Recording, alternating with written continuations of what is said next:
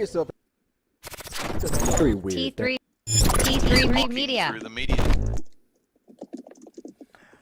All right, guys, we are going to get into your votes from the community. The questions that I post throughout the week. Some of them are based on the topics that we've already discussed, but some of them are just for fun because I just want to know what you guys are thinking about certain things. Just because I get bored, I wake up in the middle of the night and I'm like, hey guys, who was your favorite like I did last week, like Catwoman and things like that. I swear. I was probably sitting in the bathroom when I posted that poll, by the way, and you guys all jumped on. I just burst the bubble on that one. So, but I'm glad I love the fact that you guys participated in it, man. It lights me up when I see that you guys in the hundreds participate in that. So, guys, remember, check out the community tab every now and then, and just lend your vote, and because it's very important. Just because it's no longer November the 3rd anymore doesn't mean your vote doesn't count. Because right here, it counts. Or if you're in Georgia, but like it counts more in Georgia, but probably counts more. After January, it counts here more.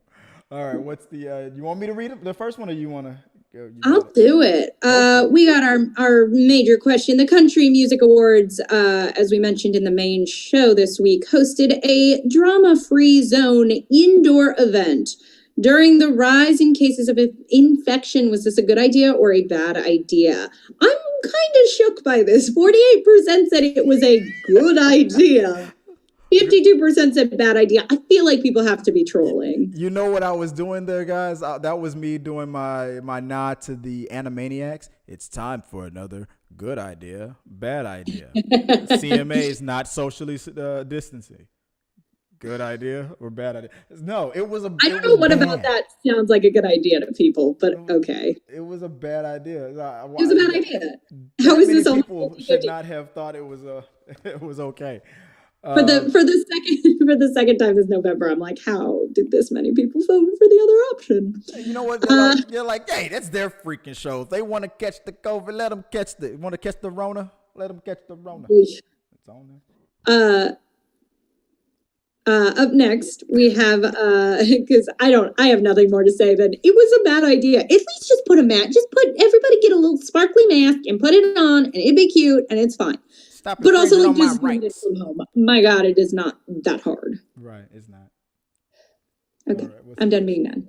Taylor Swift is in a legal battle to obtain the rights to the master copies of her early music. Should artists who reach a certain level of fame, power, and finance be allowed to require these rights when other artists who get into similar deals, but less success, lose their master copies forever to recording label giants? 69% said all artists should be able to keep claim to their master copy. 30% said no, this is the business, and 1% said only the most successful artists should get their master copies. I like that 1% who's like 1% was harsh, man. Only the mega. You have to reach the highest of the mountain before you can, obtain that again. It's hard, man. I mean, like a person like nowadays, like a person like Taylor Swift, Beyonce. That's why I said it earlier. Like at their level today, they wouldn't dare. That's probably why that what's his name, Little Scooter is he's probably like, stop being mean to me because your fans are sending me death threats and stuff like that, which they probably are. I mean, I heard her little army is vicious. There are certain fandoms I would never want to cross, even accidentally. Beehive? I feel like if I grabbed any K-pop artist Starbucks on accident, I would be found dead within days. Yeah. It gets serious. I'm not mad at Little Scooter for putting that for trying that out. If you're nicer, be a little bit nicer to me, and then maybe we can talk. But he's not guaranteeing that he's gonna help you get those masters back. So don't fall for it. I guess do what you got to do, Taylor. I mean, it's I as I think I said in the main show, it's sort of artistically and emotionally, I completely understand this is ridiculous, this is messed up, and then as a person who has had to navigate the business side of artistic fields, there is an element of gotta read your contract, man. Gotta read it. 12-year-old Taylor just all lights and smiles. And you're like, should have read your contract, little girl. Like, I'm 12 years old. That's the business. Taking advantage of by Scooter. He's like the Thanos of the entertainment business, right? But I don't know.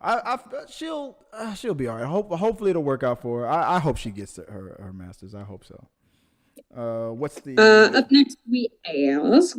This is a bit of a T3 centric one. We asked this past year. We've gotten a lot of suggestions from viewers for us to pause a video that we're reacting to. We've decided to introduce an intermission. From this point on, all reactions, we will stop the video at the halfway point to discuss the first half, then discuss the video as a whole during the end. We asked what you thought. 43% said yes, intermission is good. 57% said no, pause, keep doing you. I was surprised. Thanks. I was surprised. But you know what? Maybe not, because the community who did subscribe because of the recent reactions, they subscribed because they enjoyed them, and the ones who probably didn't. I honestly, I guess all I have to say is I appreciate the support of do you boo boo. I think as with so many things on this channel, we are still experimenting and figuring out what works, what doesn't, what we like. A lot of things, it's this works for this reason, this works for this reason. So I will probably give the intermission a shot. If it feels like it helps fix the problem, great. If not, we will keep doing us. Yeah. And we appreciate everybody letting us know what works, what doesn't, and bearing with us while we figure it out.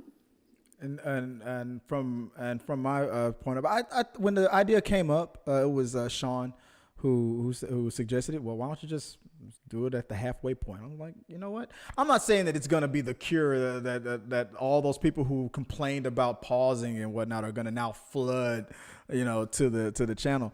But I just felt like, maybe I was being a little stubborn about it. I'm like, you know what? It's not going to kill me. But so I feel like this was a good little compromise right there in the middle, little intermission. That's what I'm going to call it. And you know what? It might be something that turns out to be the best thing for the channel. And we'll like you said, we'll see. So we're gonna have a little break in the middle of our reaction whenever we do reaction videos from now on, guys. So let's prepare for that. So now watch. We're gonna get a flood of comments. You do not stop Bill Burr at the halfway point, like something like that. Like we'll see. Yeah, that sounds about right. So we asked. And I do have breaking news on this one. We asked, what do you believe will happen to Wonder Woman 84? 50% said it'll keep its theatrical release plan or delay its theatrical release plan. 36% said go to HBO Max with an unlocking charge. And 14% said just go to HBO Max. I can actually answer this question and tell you that I guess none of those options are exactly it, because it is going to premiere in cinemas and open and be on HBO Max simultaneously is what they just recently announced. They've already and it says it will stream on HBO Max for a month. Yeah, they said December 25th. That's the original release it'll release in theaters and on HBO Max. If HBO Max is not available in other countries, it'll release a little earlier. And it'll stream for a month on HBO Max at no additional cost to subscribers.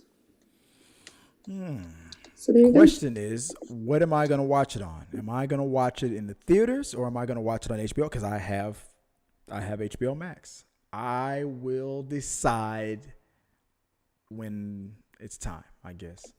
Because I want to support it. And I feel like I want to start a campaign. Because it's the struggle with the movie theaters thing. It's getting serious, and it's not like the movie theater is going to go away overnight. Yeah. But little by little, it's just that the road back. I mean, it took all 100 years for it to build to the heights that it's at right now, and with streaming now being in as popular as it is right now, if it goes away. It could go away for a long time. At the level that it's at right now. I'm sure there will always be a theater out there, but if there's not enough, then the quality, the big $300 million budget blockbuster, Avengers Endgame, movies like that are going to be far in between. I mean, I just feel like the budget of these upcoming movies that are expected in the future, if they were planning on a $200 million budget, cut that to 50 probably. Maybe it'll be good for writing. Maybe who knows? I was gonna say that doesn't mean worse movies. It just means smaller. Just means smaller scale. So yeah, I'm just surprised. I'm surprised they're not doing like an unlocking fee on HBO Max. I wonder if Mulan just kind of proved that people were not. That pissed off so many people. Yeah. They're like, ugh, screw it. So I feel like, they're probably going to experiment with it, and then at the end of it, they're going to probably decide which one worked the best. Did the unlocking thing work best? Did just releasing it in theaters work best? Like for that movie Unhinged with Russell Crowe, did doing on just streaming work out best, or did streaming and putting it in theaters work? I feel like this is all just, let's see what sticks let's throw it against the wall and see what sticks. And hopefully theaters will win, but we'll see. And Aaron says that he heard rumors about that today as well. I think Black Widow will be next on Disney Plus. You're probably right. And I think especially if WandaVision does well, they'll probably. Yeah, maybe so. All right, what do we have? Another one? We were discussing genre of choice. We had two separate polls. In the first one, asking what is your genre of choice, 49% said science fiction, a lot of sci-fi fans. 18% said adventure, 13% said war, 12% said thriller, and like no love at 8% for mystery. Yeah, no love. I'm bitter. You know what? And like Knives Out, like that would have been I'm sure everybody who voted for it, those were some Knives Out fans.